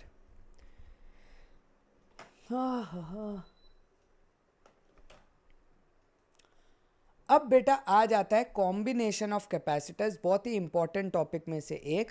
जैसे आपका सीरीज पैरेलल रेजिस्टर्स में आप लोग पढ़ चुके हो क्लास 10th में, वैसे ही आपका सीरीज पैरेलल जैसी एक चीज़ होती है कॉम्बिनेशन ऑफ कैपेसिटर्स। ठीक है, समझने की कोशिश करते हैं कि एक्चुअली में ये क्या है। एंड जब हम लोग इसके क्वेश्चन करेंगे सीरीज पैरेलल के, तो मैं आपको एक शॉर्ट ट्रिक ज़रूर बताऊंगा जिससे क्वेश्चन को अटेम्प्ट करने का तरीका आप लोग को लगेगा भाई ये है, ये है, ये मज़ेदार है। ठीक है, so we can combine several capacitors of capacitance C1, C2, Cn to obtain a system with some effective capacitance। तो आप लोग को पता है हम लोग भी R effective निकालते थे क्लास 10th में, या R equivalent निकालते थे, वैसी सेम चीज़ इधर भी है। The effective capacitance depends on the way the individual capacitors are combined। Two simple possibilities are discussed below। Capacitors in series। So figure 2.26 shows capacitor C1 and C2 combined in series। The left plate of C1 and the right plate of C2 are connected to two terminals of a battery and have charges Q and minus Q। तो ध्यान से समझते हैं इन्होंने क्या किया है। आपके पास एक लेफ्ट प्लेट पर प्लस Q है, इधर आपका माइनस Q है, इधर आपका फिर प्लस Q है, इधर आपका माइनस Q है। एक C1 है, एक C2 है। ठीक है, are connected to two different terminals of a battery. अब हाँ, लोगों का क्वेश्चन आता है कि यार आप मुझे ये बताओ C1 और C2 इक्वल क्यों नहीं है। भाई चार्ज तो उसमें इक्वल है, बेटा C1 और C2 की वैल्यू किस पर डिपेंड करती है? चार्ज पर डिपेंड करती है। हाँ हाँ हाँ, एरिया पर डिपेंड करती है होशियार आदमी। डिस्टेंस बिटवीन द प्लेट्स पर डिपेंड करती है होशियार आदमी। तो अगर इसका एरिया मैं कम ले रहा हूं, फिर अगर इसका डी डिस्टेंस कम ले लिया, फिर समझो। ठीक है, सो after ये are connected to two terminals of a battery and have charges Q and minus Q respectively, it then follows that the right plate of C1 has charge minus Q and the left plate of C2 has charge Q। If this was not so, the net charge on each capacitor would not be zero। अगर देखो, अगर ऐसा नहीं होता तो obviously net charge आपका zero नहीं आता। हम लोग ऐसा ही केस लेते हैं अभी कि नेट चार्ज आपका जीरो आए। ठीक है, this would result in an electric field in the conductor connecting C1 and C2। Charge would flow until the net charge on both C1 and C2 is zero and there is no electric field in the conductor connecting C1 and C2। Thus in the series combination, charges on two plates are same on each capacitor। The total potential drop V across the combination is the sum of the potential drops। This और फिर हम लोग calculate करेंगे। तो देखो, सबसे पहले तो तुम बेसिक दिमाग सीरीज ऑफ रेजिस्टर वाला भी लगा सकते हो। रेजिस्टर्स इन सीरीज जब होते थे तो हम लोग बात यही करते थे कि एट द एंड करंट आपका सेम रहेगा, और हम लोग बात यही करते थे कि आपका पोटेंशियल डिफरेंस बढ़ जाएगा। ठीक है, वहीं पर यहाँ पर जब हम लोग कैपेसिटर के टर्म्स में हम लोग बात करते हैं, बात वही है कि पोटेंशियल बढ़ेगा, बट यहाँ पर करंट की जगह आपका चार्ज आता है तो चार्ज सेम रहेगा। जरा इस लाइन को एक बार वापस पढ़ो, ये वाली लाइन को। ये तो पता है, this would result in an electric field in the conductor connecting C1 and C2। ठीक है, the net charge on each capacitor would not be zero, जिसकी वजह से आपकी एक इलेक्ट्रिक फील्ड प्रोड्यूस होगी। एंड यहां पर लिखा हुआ है this would result in this, charge would flow until the net charge on both C1 and C2 is zero. Charge तब तक इधर का उधर फ्लो करता रहेगा जब तक आप लोग का फाइनली चार्ज जीरो ना हो जाए and there is no electric field in the conductor connecting C1 and C2। तो चार्ज तब तक आपका ऐसा फ्लो होता रहेगा, इधर से उधर, इधर से उधर, इधर से उधर, सच दैट आपका चार्ज तब तक मूव होता रहेगा सच दैट यहाँ पर जो आपकी इलेक्ट्रिक फील्ड है वो ज़ीरो ना हो जाए, क्योंकि कंडक्टर के अंदर इलेक्ट्रिक फील्ड आपकी क्या होनी चाहिए? ज़ीरो होनी चाहिए। दस in the series combination charges becomes equal. तो चार्जेस आपके इक्वल हो जाते हैं सारे के सारे प्लेट्स पर, तो इसलिए हम लोग का पोटेंशियल ड्रॉप होता है। V is equal to V1 plus V2। V को हम लोग लिखेंगे बेटा, V को क्या लिखते हैं? ठीक है, तो ध्यान से देखो कैसे करते हैं इसको। तो V आप लोग का डिस्ट्रीब्यूट हो जाता है, V is equal to V1 plus V2 हम लोग लिखेंगे। V को आप लोग लिख सकते हो बेटा total charge Q divided by C equivalent which is equal to Q1 upon C1 plus Q2 upon C2। लेकिन आप भूल गए एक चीज़ कि चार्ज हमेशा आपके सेम रहते हैं, तो आप लोग का फाइनली Q1 और Q2 की जगह हम लोग सिर्फ Q और Q लिखेंगे, सारे Q आपके कैंसिल आउट हो जाएंगे, 1/C equivalent will be equal to 1/C1 plus 1/C2। ठीक है, इसका जब क्वेश्चन करवाऊंगा ना, अभी के लिए तो तुम यार रिजल्ट याद रखो, अभी के लिए तुम लोग रिजल्ट याद रखो कि अगर सीरीज में कैपेसिटर जुड़े हुए होते हैं तो पैरेलल ऑफ रेजिस्टर का जो आंसर होता है वो लगता है, और वहीं पर उल्टा हो जाएगा, वाइस वर्सा हो जाएगा, जब पैरेलल ऑफ कैपेसिटर्स होंगे तो सीरीज में लगेगा। जब मैं क्वेश्चन करवाऊंगा ना इसका, जब मैं क्वेश्चन करवाऊंगा, ऐसा वाला नहीं, इतना इजी नहीं, टेक्स्ट बुक में तो बहुत आसान है, पर जब मैं क्वेश्चन करवाऊंगा ना तब मैं तुम लोग को बताऊंगा एक्चुअल प्रोसेस क्या हो रहा है, एक्चुअल में चल क्या रहा है इसके अंदर। ठीक है, तब मैं पूरे वो एक्चुअल सेंस लेकर के आऊंगा इसके अंदर। The proof clearly goes through any number of capacitors. ठीक है, तो आप बहुत सारे लगा सकते हो, वहीं पर ये बात है। और कैपेसिटर्स इन पैरेलल की अगर बात करें, shows two capacitor arranged in parallel, in this case the same potential difference is applied across both the capacitor, but the plate charges Q1 on capacitor 1 and the plate charges Q2 on the capacitor 2 are not necessarily the same. तो Q1 की value C1 into we हो जाएगी, Q2 की value C2 into we हो जाएगी। तो Q हमारा total equivalent capacitor अगर मुझे निकालना है तो Q is equal to Q1 plus Q2, Q की वैल्यू है C equivalent into V which is equal to C1V plus C2V। V सारे कैंसिल हो जाएंगे, C equivalent C1 plus C2 आ जाएगा। ठीक है, तो इंपॉर्टेंट बात क्या है, आप लोग को सिर्फ और सिर्फ रिजल्ट याद रखना है कि सीरीज में यहाँ पर कैपेसिटेंस की वैल्यूज ऐड होती हैं, वहीं पर पैरेलल में 1 वाला आप लोग को लेना पड़ता है एज योर आंसर। तो यहाँ पर इन्होंने देखो एक क्वेश्चन बेसिक सा दिया हुआ है, एज सच इसमें कुछ हार्ड नहीं है, ये तो बहुत ही ज़्यादा सिंपल है। A network of 4 10 microfarad capacitors connected to a 500 volt battery supply as shown. Determine the equivalent capacitance of the network and the charge on each capacitor. Note the charge on a capacitor is the charge on the plate with higher potential equal and opposite to the charge on the plate with lower potential. तो ये तो उन्होंने ठीक है, हमें पहले equivalent capacitance ढूंढना है। तो सबसे पहले हमें ये देखना है कि सप्लाई कहाँ से कहाँ जा रही है। सबसे पहले बेटा मैं ऑब्जर्वेंस बताता हूँ कि करते कैसे हैं। सबसे पहले आपको ये देखना है कि सप्लाई कहाँ से कहाँ जा रही है। सप्लाई आपकी बेटा यहाँ से यहाँ जा रही है, ठीक है। अब इसका मतलब चार्ज जो यहाँ से यहाँ जाएगा और जो यहाँ से यहाँ जाएगा और जो यहाँ वापस आ जाएगा, ये तीन आपके चार्ज की वैल्यू सेम रहेगी, ठीक है। ये तीन आपकी चार्ज की वैल्यू क्या रहेगी, सेम रहेगी। और अगर चार्ज सेम है मतलब ये तीन आपके किस में हो गए, ये तीन आपके किस में हो गए, सीरीज में हो गए। ये तीन आपके किस में हो गए, सीरीज में हो गए। अभी के लिए एक और तरीका समझ लो यार सीरीज का अभी के लिए मैं यार इसको बहुत ना इन डेप्थ लेके जाना चाहता हूँ, बट अभी नहीं लेके जाना चाहता, जब इसके अच्छे लेवल, क्योंकि इसमें कोई क्वेश्चन खास नहीं है एनसीईआरटी में, ठीक है। क्वेश्चन है जब वो सर्किट अजीबोगरीब वाले हो जाते हैं कि भाई एक ऐसा आपका बना है, एक ऐसा आपका बना है, एक ऐसा आपका बना है, ठीक है। ये यहाँ से जा रहा है, ये यहाँ पर है, ये यहाँ पर है, ये यहाँ पर है, ऐसे टाइप के क्वेश्चन हो ना यार, तो भाई बंदे को आए मज़ा, ठीक है ना। ऐसे टाइप के क्वेश्चन हो तो बंदे को आए मज़ा, ठीक है। तो तुम दिमाग लगाओगे तो तुम्हें पता होना चाहिए कि सीरीज क्या होता है, पैरेलल क्या होता है, कैसे पोटेंशियल क्या, हम लोग दिमाग लगाते हैं, ठीक है। अभी ये सब नहीं आ रहा इसलिए मैं अभी दिमाग नहीं लगा रहा इसके अंदर। अभी मैं तुम लोग को एक बेसिक तरीका बताया तो एनसीईआरटी लेवल पर कि अगर बेटा एक ही वायर से, तुम ये समझो कि एक ही वायर से क्योंकि तीनों कैपेसिटर कनेक्टेड है, एक ही वायर से क्योंकि तीनों कैपेसिटर कनेक्टेड है तो वो सीरीज में कनेक्टेड है। एक ही वायर से तीनों कैपेसिटर कनेक्टेड है तो वो सीरीज से कनेक्टेड है। और सीरीज का हम लोग का फॉर्मूला हम लोग को पता है, 1/C equivalent is equal to 1/C1 plus 1/C2 plus 1/C3 हो जाएगा इस केस पे। और सबकी वैल्यू क्योंकि सेम है तो 1/C इंटू 3 टाइम्स हो जाएगा, मतलब 3/C हो जाएगा। हेंस C इक्विवेलेंट की वैल्यू C/3 आ जाएगी, ठीक है। और अब मैं क्या करूँगा, C इक्विवेलेंट को बनाऊंगा। तो C इक्विवेलेंट आपका एक ही आ जाएगा आंसर, जो कि है इस टाइप का C इक्विवेलेंट आपका बन जाएगा,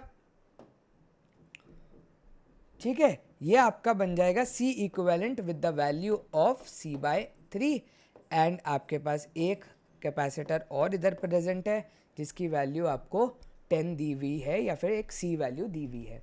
अब ये दोनों बेटा, क्योंकि यहाँ पर अगर आप देखो तो यहाँ से एक वायर ये जा रही है और दूसरी वायर बेटा ये वाली जा रही है, तो दो अलग अलग वायर जा रही है इन दो पॉइंट्स के बीच।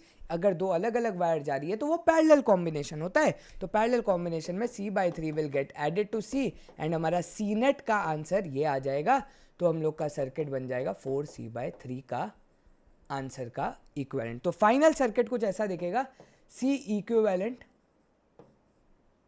With a supply of 500 volt. C equivalent तो नहीं, हमने C नेट नाम दिया तो C नेट लिखूंगा, और C नेट की वैल्यू हमारी कितनी है बेटा, 4C/3 है। अब आपके 500 वोल्ट है, आप लोग कुछ इक्विवेलेंट कैपेसिटेंस तो हमने निकाल दिया, C की जगह 10 डाल देना, ठीक है, 10 माइक्रो, 10 × 10⁻⁻6। और वहीं पर चार्ज की बात करें तो चार्ज क्या होता है बेटा, चार्ज क्या होता है, CV। तो C की वैल्यू आपकी है 4 × 10⁻⁻6, ठीक है, 4 × 10 × 10⁻⁻6, और CV आपका आंसर होता है C × V कर दो और डिवाइडेड बाय 3 मार दो, तो ये आंसर आपका Q का आ जाएगा। ठीक है, तो बस इसको ऐसे सॉल्व करते हैं यार, चेक कर लेते हैं।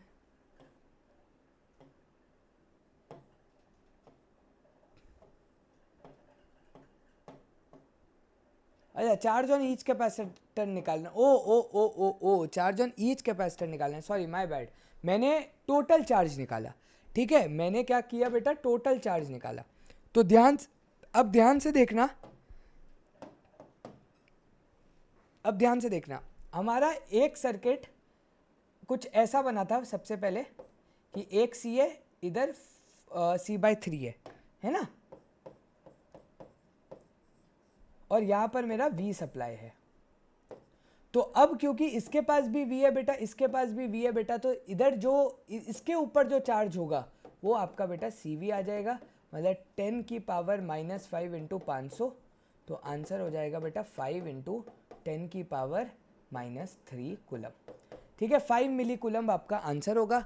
वहीं पर इधर के अगर मैं बात करूं, क्योंकि इन तीनों पर सेम चार्ज रहेगा, जिसकी वैल्यू हो जाएगी बेटा C3 × V, मतलब 5 milli coulomb divided by 3, that is 1.67 milli coulomb. तो ये आप लोग का आंसर हो जाएगा। अब वेरीफाई कर लो यार, क्योंकि चार्ज ऑन ईच बोला है और वही आप लोग का आंसर है। ठीक है, तो यार आज हम लोग इस पर ही ख़त्म करते हैं। ठीक है, कल हम लोग DC उठाएंगे और DC से ही कैपेसिटर का आगे वाला पार्ट पढ़ेंगे, और इसकी NCERT एक्सरसाइज भी ख़त्म करके प्लस ये भी ख़त्म करेंगे। तो तुम ये समझो कल एक फिज़िक्स का महा एपिसोड होने वाला है, जहाँ पर आप 3-4 घंटे सिर्फ और सिर्फ फिज़िक्स देखोगे और पूरा का पूरा फिज़िक्स को ख़त्म करने की कोशिश करोगे। कल का लेक्चर आई बिलीव मैं जितना जल्दी डाल सकूँ उतना जल्दी डाल दूंगा, सो दैट तुम्हारा ये महा एपिसोड बहुत ही अच्छे से चले। ठीक है, तो with this thank you for watching today's lecture. या डे 7 हुआ ख़त्म, बोलो जय श्री राम।